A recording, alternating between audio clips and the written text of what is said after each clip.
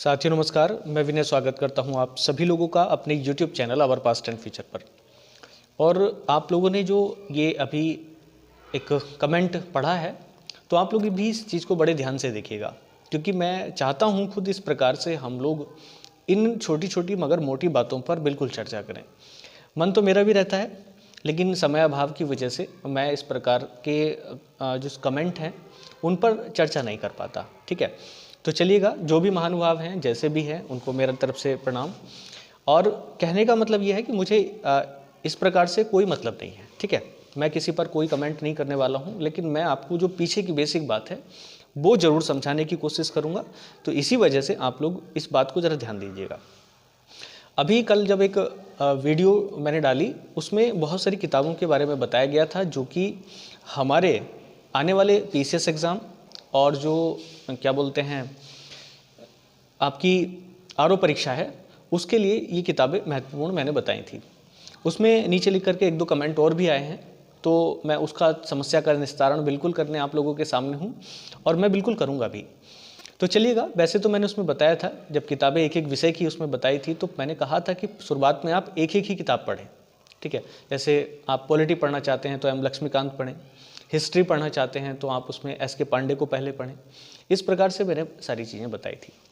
एक व्यक्ति का कहना ये था कि अगर हम लूसेंट को ही बहुत अच्छी तरीके से बार बार पढ़ लें तो हमारा काम चल जाएगा। या जैसे ये भाई भी बोल रहे हैं कि मैं भी प्री क्वालिफाइड हूँ, आरओ मेंस का जो भी है, सॉरी आरओ का जो प्री है वो क्वालिफाई कर चुका हूँ। तो कोई बात नहीं है, देखो प्री क्वालिफाई करना कोई बड़ी बात नहीं है, मैं भी कह रहा हूँ।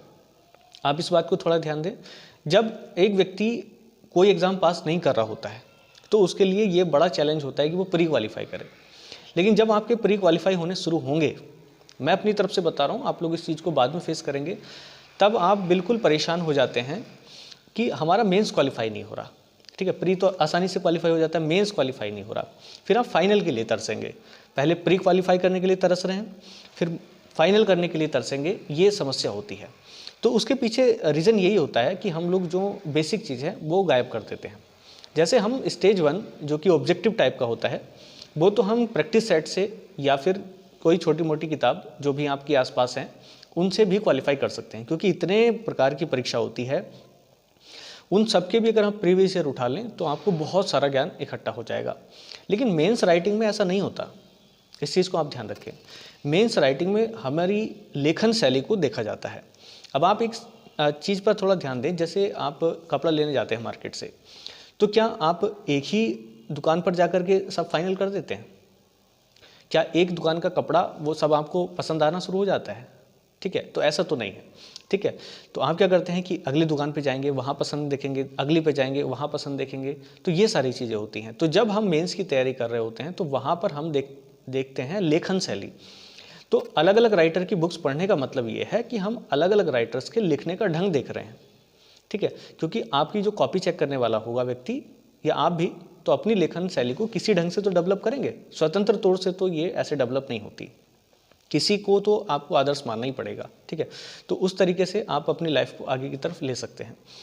कुल मिलाकर के अगर मैंने 4 किताबें बताई, मैं इस चीज़ को भी कहता हूँ, मैं ये 4 किताबें बता करके मैं ये नहीं कह रहा कि नया कंटेंट पढ़ना है। ज़रा देखिएगा, एक व्यक्ति है जो लूसेंट को 4 बार पढ़ रहा है, या जो एक ही किताब को जो कह रहे हैं कि सोर्सेज लिमिटेड होने चाहिए और उनको आप 4 बार रिपीट कर रहे हैं। ठीक है, जैसे एम लक्ष्मीकांत है, आप 4 बार पढ़िएगा, 1 बार, 2 बार या 3 बार, क्योंकि मोटी बुक है तो हो सकता है कि 2 से 3 बार में आप थक जाएं। लेकिन सोच करके देखिएगा, आपने पढ़ी एम लक्ष्मीकांत के बाद जो इसे मैंने बताई थी, अगर आपको यहाँ से संतुष्टि नहीं मिलती है, आप और वाइड जानना चाहते हैं, तो आपके लिए जे.एन. पांडे है। ठीक है, फिर आपको लेखन सामग्री इकट्ठी करनी है या समझना है तो आपके लिए सुभाष कश्यप या फिर डी.डी. बसु, ये 4 किताबें हैं।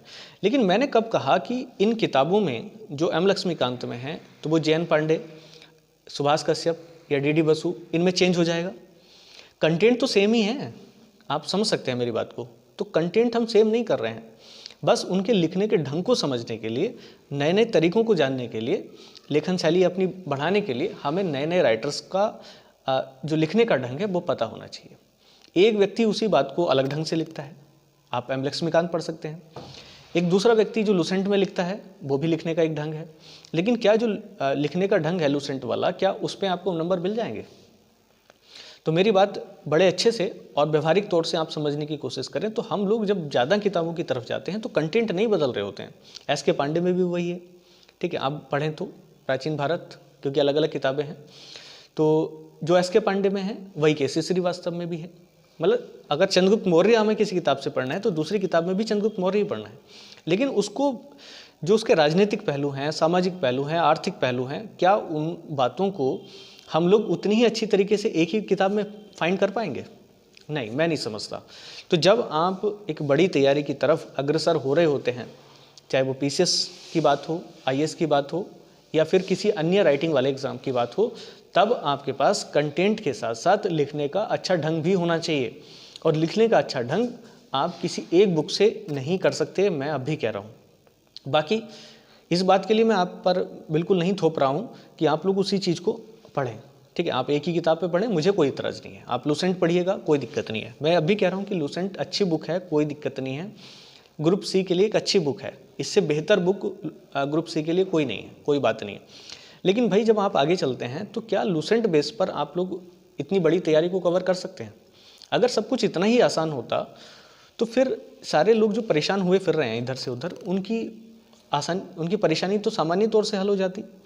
तो मेरी बात अगर आपको समझ में आ रही हो तो ठीक है, इस प्रकार के डिस्कशन और इस प्रकार की छोटी छोटी बातें जो हमेशा हमें ध्यान रखनी चाहिए, वो हम अपनी वीडियो के माध्यम से, मैं तो कोशिश करूँगा कि आपको समझा पाऊँ और बता पाऊँ कि ये कुछ गलतियाँ हैं जो अनटाइमली बच्चा कर जाता है, ठीक है, और ज्ञान अभाव की वजह से या फिर किसी मिसगाइड की वजह से वो ऐसा हो जाता है। हो सकता है कि आपको मैं मिसगाइड करने वाला आज लग रहा हूँ, कोई बात नहीं है, ठीक है, लग सकता हूँ, कोई बात नहीं। जब आप अपने अनुभव से सीख लेंगे तो तब आप अपनी सबसे तैयार कर लेना, ठीक है, क्योंकि अब तो एक फैशन हो गया है कि जब आप कंपटीशन एग्जाम में उतरें तो कम से कम वो पंचवर्षीय योजना होनी चाहिए, जैसे हम लोग झेल रहे हैं, ठीक है। तो एक पंचवर्षीय योजना या एक पंचवर्षीय योजना से भी कई बार काम नहीं होता तो 2 पंचवर्षीय योजना, है नहीं, ऐसे ऐसे लोग भी हैं जो 2 पंचवर्षीय योजना, 3 पंचवर्षीय योजना, इस प्रकार से उन्होंने कई कई साल, 10-10 साल, 15-15 साल या अपनी लाइफ के इससे भी ज़्यादा साल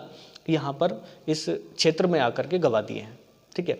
मैं ये नहीं कह रहा कि लोगों को सफलता एक बार में नहीं मिलती है, लेकिन उन लोगों को जो पिछले लोगों से सीख लेते हैं। हम नहीं सीख पाए, हमें ज़्यादा समय लग रहा है।